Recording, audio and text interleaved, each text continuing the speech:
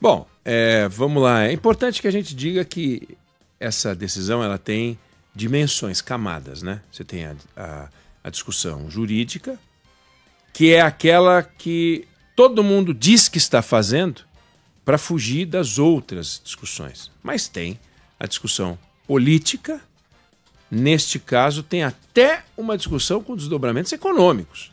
Então, essa tornozeleira deve ser a tornozeleira mais cara do mundo.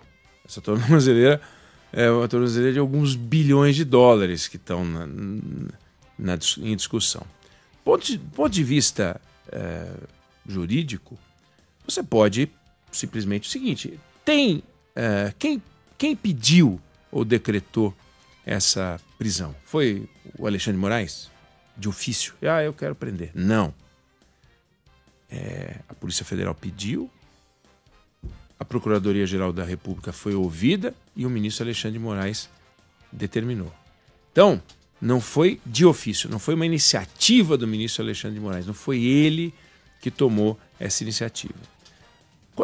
O segundo ponto que você tem que olhar, esse é o ponto de quem pediu, né? Era uma perseguição, o ministro Alexandre de Moraes está perseguindo e tal. Não, Polícia Federal, ouvida a Procuradoria. A Polícia Federal é um órgão do governo federal. A Procuradoria foi ouvida e determinou, e apoiou. Então, temos o quem pediu. Fundamentação da decisão. Túlio Amâncio fez um relato pormenorizado de tudo. Do que nós estamos falando? Nós estamos falando de um inquérito, que é o 4995, que não é aquele que está indo a julgamento agora e que está nas alegações finais. Tem um inquérito, que é o que está nas alegações finais, tem a ver com atentado, tentativa de golpe de Estado e tal. A Procuradoria já se manifestou, usou seus 15 dias e já fez as alegações finais. Agora está correndo o prazo dos 15 dias das alegações finais do Tenente-Coronel Mauro Cid, que corre em separado, conta em separado, porque ele é um réu delator e como delator entende-se que ele é uma ferramenta da acusação, a delação é uma ferramenta da acusação. Então, aqueles que farão suas alegações finais como réus têm o direito de saber tudo que pesa contra eles, então eles têm que ler antes as alegações finais do delator e da Procuradoria. Então a Procuradoria já terminou, o delator fará e depois em seguida os réus todos. Aí não tem o direito o réu de ver um do outro, não é tudo ao mesmo tempo. Então está correndo o tempo do prazo do delator, 15 dias, e depois vem. Esse é um inquérito. Esse inquérito vai ter seu desfecho, vai ter um outro curso. Mas em maio, nós estamos em julho, em maio, foi aberto o inquérito 4995 para apurar as andanças do senhor Eduardo Bolsonaro. Por quê? Ele está sendo acusado de atuar nos Estados Unidos para tentar fazer com que o governo americano imponha sanções a ministros do STF, em particular Alexandre de Moraes, atrapalhando a investigação, com PGR, com Polícia Federal, e um esforço dele, essa é a acusação, essa é o fundamento desse inquérito, e um esforço dele para intimidar o judiciário brasileiro em meio a esses processos contra o pai dele, contra o Jair Bolsonaro. Então, esse inquérito começou.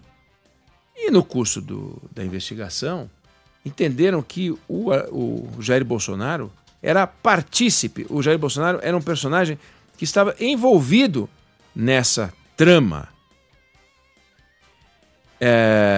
E, para garantir a aplicação da lei penal, entendeu a Polícia Federal, ouvida a Procuradoria e por decisão do Alexandre de Moraes, que o Jair Bolsonaro deveria receber uma série de sanções.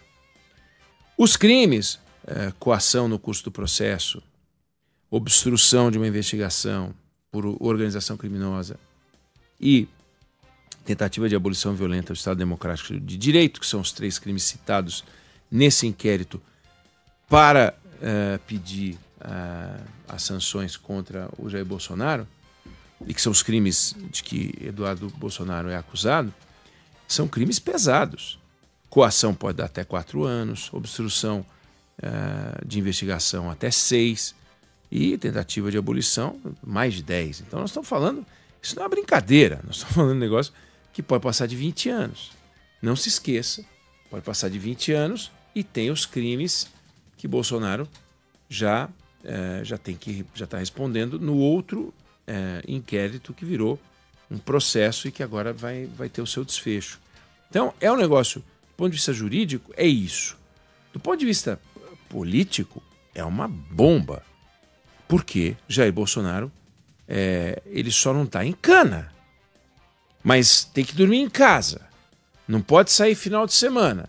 Não pode se aproximar de embaixada.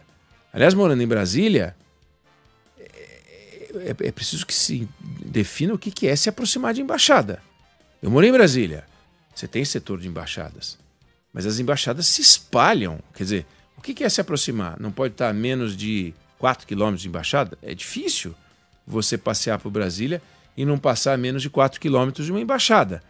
É meio complicado. Então, não pode se aproximar o quê? Do portão.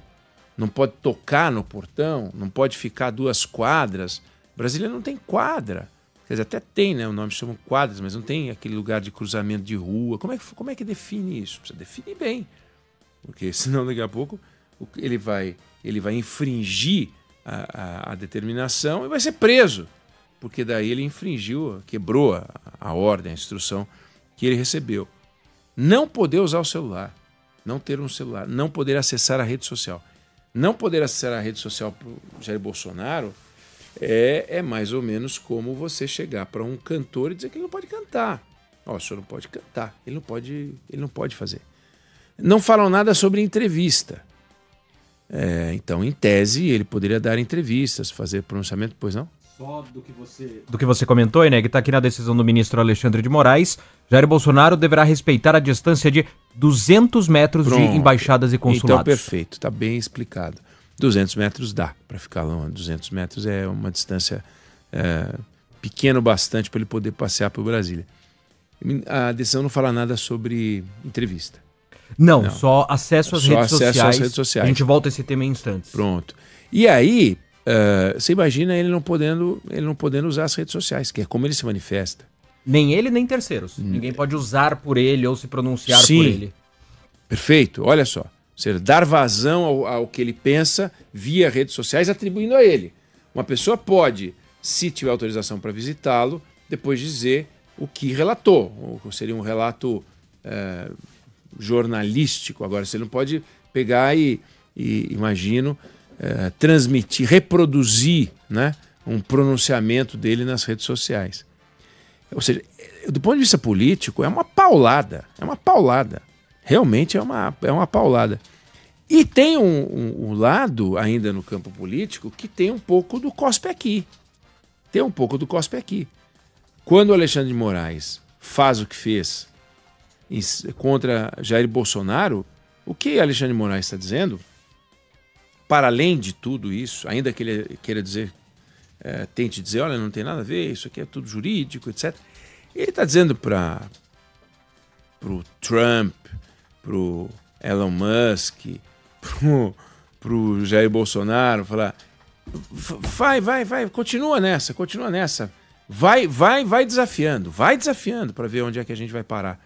Então tem uma componente política forte aí, né, nessa semi-prisão, uma prisão digital, digamos assim, reclusão digital, né, e monitoramento dos passos de Jair Bolsonaro. Não pode se apresentar, não pode aceitar. Ele falou que tinha um convite para almoço de embaixada, não pode ir. Agradece e não vai.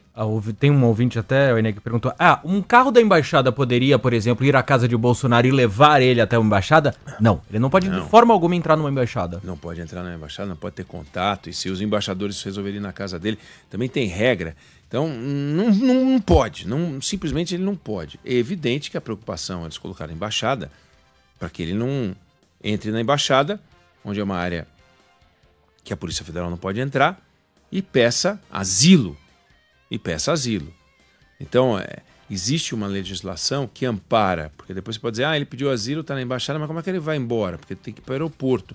Existe uma compreensão, um acerto para que, uma vez concedido o asilo do país, o país onde ele está dá salvo-conduto para ele poder chegar até o aeroporto e pegar o avião. Né? Então não querem passar por isso. Imagina, ele vai para a embaixada americana, vai para a embaixada da Hungria, vai para a embaixada, né? E lá ele consegue o asilo. Olha o nó. Então isso, do jeito que as coisas estão, está evitado. E tem uma componente econômica, que é uma grande incógnita. O que vai acontecer? Porque se, com um julgamento iniciado sem o Donald Trump se manifestar, o Bolsonaro estava no enrosco que estava, você imagina, depois que o presidente americano falou que o inquérito envolvendo Jair Bolsonaro é um absurdo e que é uma caça às bruxas, o que ele vai dizer agora? O que o Donald Trump vai fazer?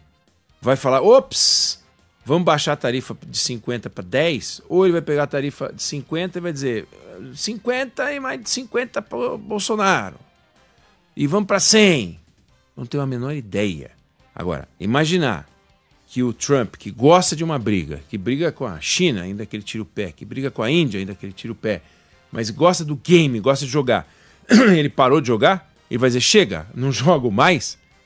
Então, é um caso barulhento e a gente vai acompanhar essa história. Você aqui na Band News FM vai ter toda a cobertura dessa história. A gente vai